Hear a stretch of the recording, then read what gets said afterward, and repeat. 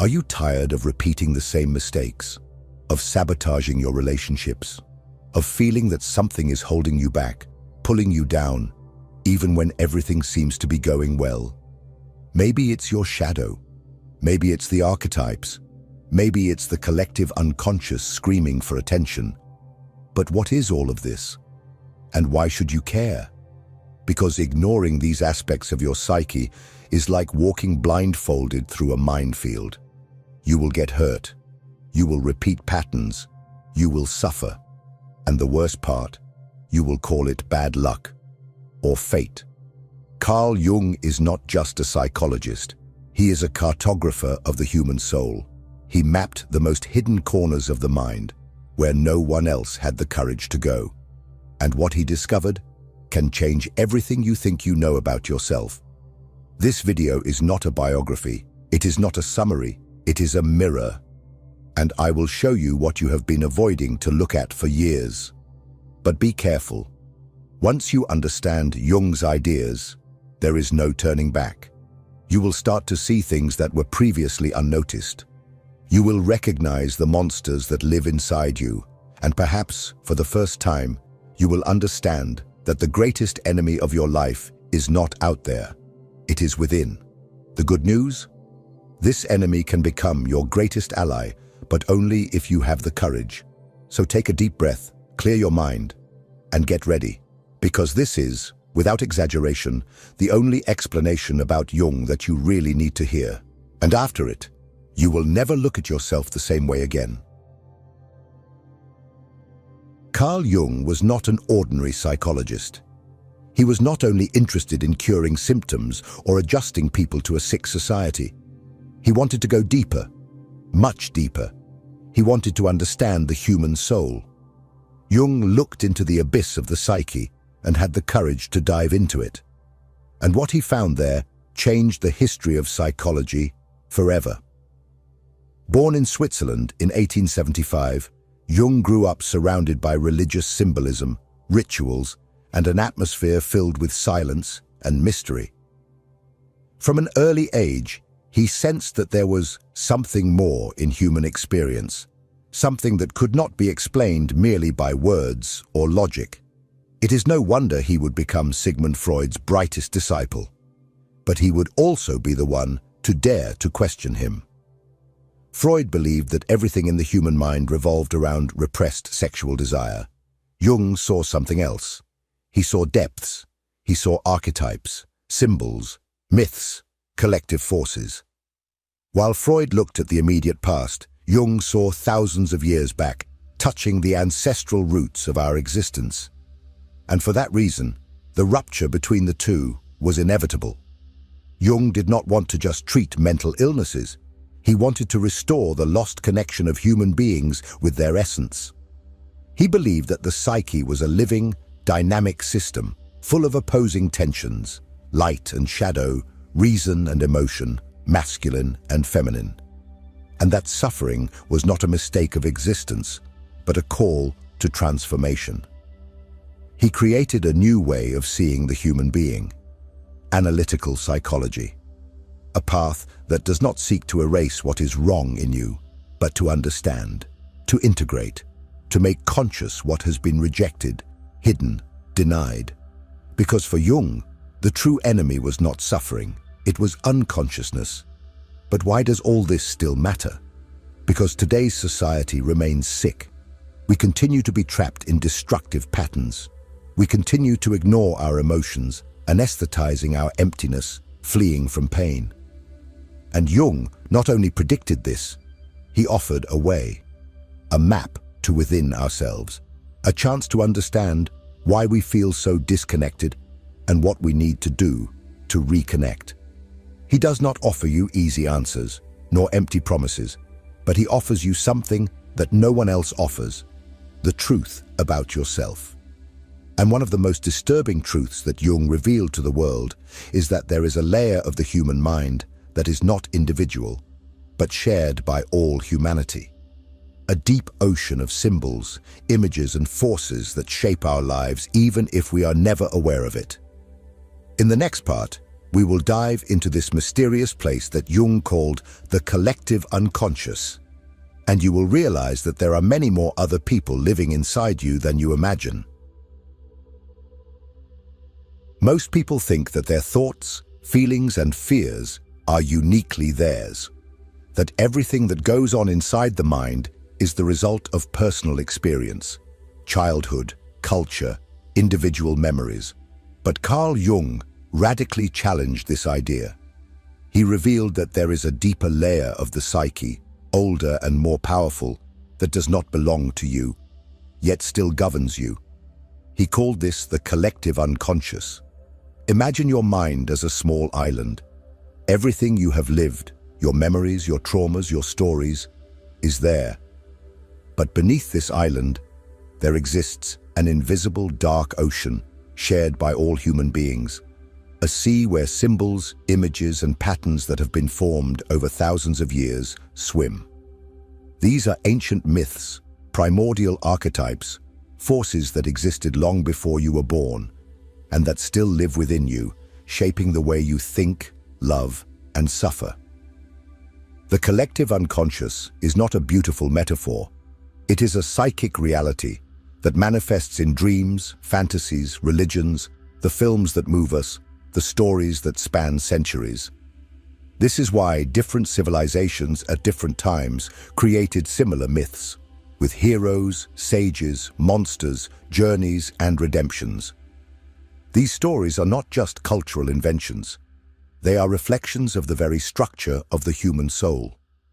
Jung believed that behind every human behavior, there exists an archetypal pattern. When you feel fear of abandonment, you are touching an ancestral archetype. When you feel a deep need to belong, to find meaning, to overcome yourself, you are being guided by forces that have been present since the dawn of humanity. And that is exactly why ignoring the collective unconscious is like ignoring gravity.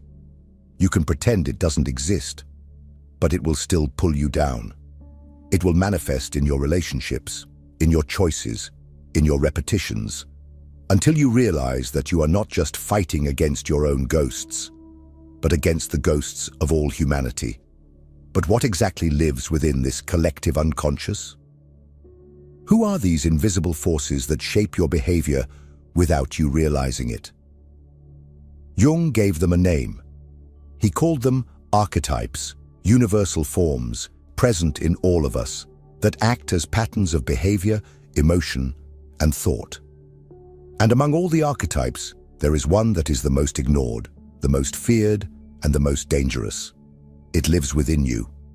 And as long as you do not look at it, it will continue to control your life. In the next part, we will talk about the shadow, the dark side of your personality that you try to hide, but that watches you all the time. If this content is making sense to you, click the subscribe button and subscribe to the channel. Thank you for your support. Have you ever done something that you later deeply regretted and couldn't even explain why? Have you ever exploded with anger at someone and later said, "I don't even know what got into me"? Have you ever felt envy, jealousy, anger, pride, but chose to ignore or justify those emotions instead of facing them? Then you have already met your shadow. You just didn't have the courage to look at it. Carl Jung believed that every human being carries within themselves a dark side, a rejected, repressed, denied part, made up of everything you don't want to admit exists in you. Your most shameful impulses, your unacceptable desires, your weaknesses, your arrogance, your cruelty, your neediness, your vanity, your fury.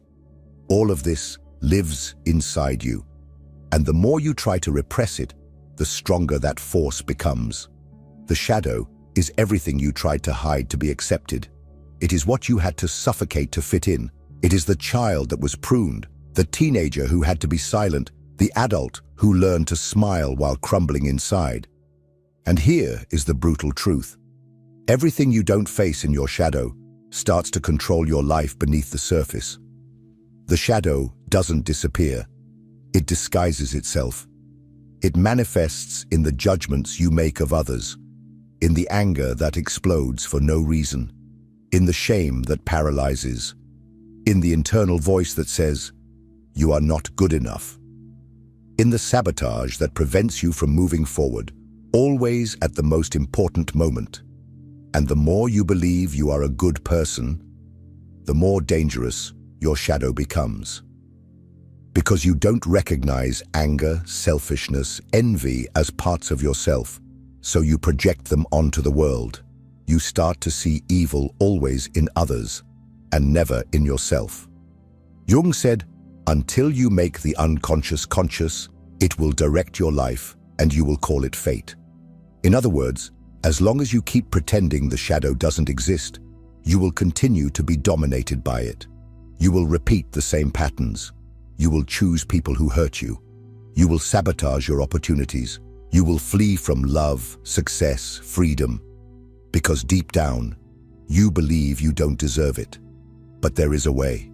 There is a way to confront this darkness, not to destroy it, but to integrate it. Because the shadow is not just destruction, it also holds power. It contains the raw energy that, if well harnessed, can transform you completely. But for that, you need to be willing to enter dangerous territory, to face parts of yourself that have been banished, forgotten, suffocated. It is in this confrontation that the true process of self-knowledge begins. And Jung named this process. He called it individuation, a difficult, long path, but absolutely necessary for those who want to be truly free. In the next part, we will understand how this process works and why it is the only real way to become whole.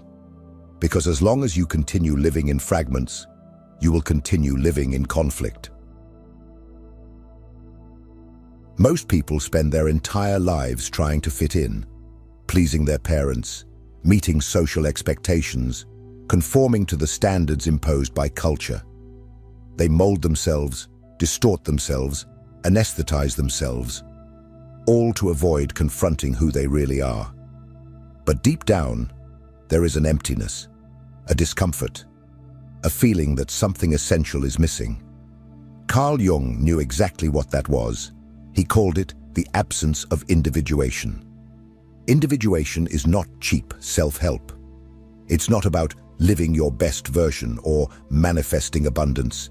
It is the brutal, intense, and profound process of becoming a whole human being. It is the confrontation with one's own shadow, the integration of internal opposites, the reconnection with the soul. It is ceasing to be just a mask, what Jung called the persona, and starting to discover the true self that lives behind it. Individuating is dying to what you thought you were, to be reborn as something more authentic. It is the collapse of the ego, the breaking of illusions. It is facing the parts of you that you have denied for decades. It is discovering that you are neither as good as you would like, nor as bad as you fear. It is accepting that you are light and darkness, strength and fragility, courage and cowardice, all at the same time. And here's the part no one tells you. This process hurts a lot, because it requires you to let go of the lies you built to survive. It demands that you stop blaming others and start taking responsibility for your own life. It requires you to stop living to be accepted and start living to be whole. Individuation does not happen all at once. It reveals itself in crises, losses, ruptures. Each time something in you dies, a belief, a relationship, an identity, something new is born in its place. But this only happens when you are willing to face discomfort, doubt, chaos. Jung said that the encounter with the self is, by nature, a defeat for the ego. And he was right. Most prefer not to follow this path. They prefer the comfort of ignorance. But those who have the courage to face the darkness discover something priceless: freedom. Because by integrating your rejected parts, by confronting your shadow, by listening to your soul, you become what you have always been. but never had the courage to be. And the soul speaks. It speaks all the time. It just doesn't use words. It uses symbols, images, stories. It speaks through your dreams. And if you know how to listen, you can uncover secrets that reason could never access. In the next part, we will enter this mysterious territory. We will explore what Jung called the symbolic language of the psyche, and understand why your dreams may be the key to your transformation.